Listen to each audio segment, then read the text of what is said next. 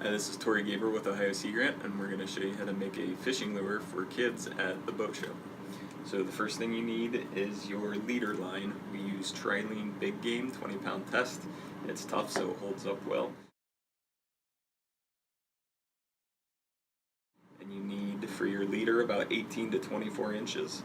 You can either just pull that off and estimate it and clip it with the clippers or a pair of scissors, or you can make multiple ones by taking the bead box full of blades and beads and wrapping it multiple times around that box.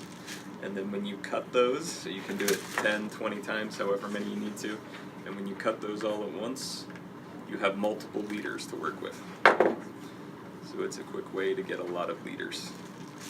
So then you're going to open the box, and you have the beads, the blades, and the hooks in the box. We have the vices. That's what this is. The vise is attached to the table. You can tighten that with a little lever below it. And this lever on the back of the vise opens and closes it. You're going to take your hook, and we use what's called a beak style hook. It has a downturned eye, and that helps us tie the first knot, which we call the snell knot. You put the barb of the hook into the groove at the end of the vise, and then pull up or push down on that lever, whichever one tightens it. And then you take the end of the leader and go down through that downturned eye, and then you grab onto it with your other hand, and then you want to do about 6 turns, one right after the other. So you loop right around the eye of the hook, and you go like you're coiling a snake, one right after the other. 6 times, then hold it in place, find the other end of your leader, and go up through this time, and pull it tight. Once you pull it tight, you can let go, and the hook is attached. We take the clippers or the scissors and we cut, leaving about 1/4 of an inch of line at the end of that knot, and then it won't pull out. So then you take somewhere between 4 and 6 beads. It really doesn't matter. It just has to be long enough that the blade does not hit the hook. So I usually do 6. They can be any color. We usually let the kids choose which colors they like to put on.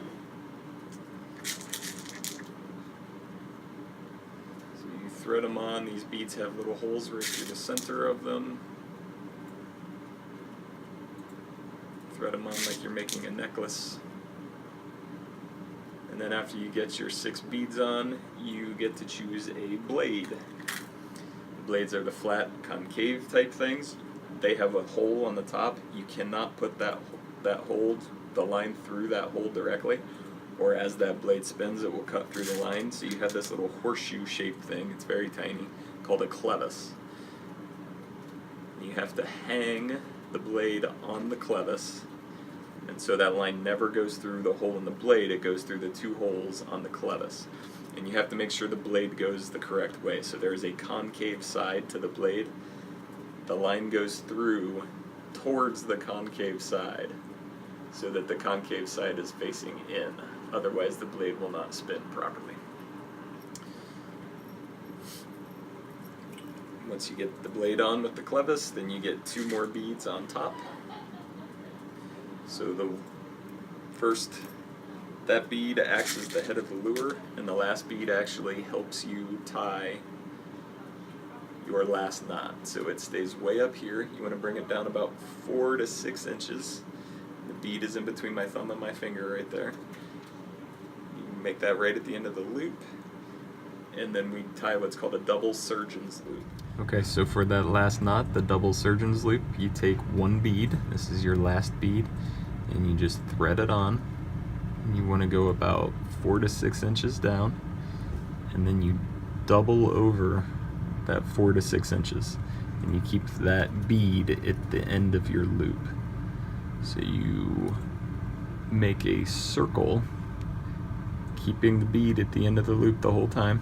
So see how we've made the circle, and then you go down through with that bead through that circle twice in the same direction. There's once, there's twice, and then you pull it tight.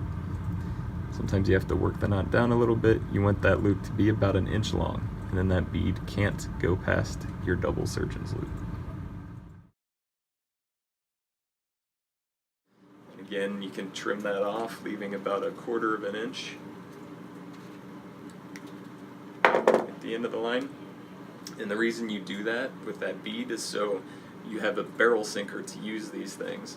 You squeeze that loop as tight as you can, you push the barrel sinker on, and the barrel sinker will help you cast your lure and help get it down to depth, and it will never slide down past this bead and screw up your spinning of the blade.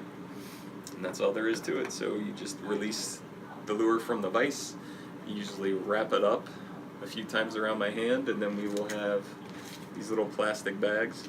You can just open up and stick the lure down in the bags for the kids so they don't get poked with the hooks, and they can take it home with them.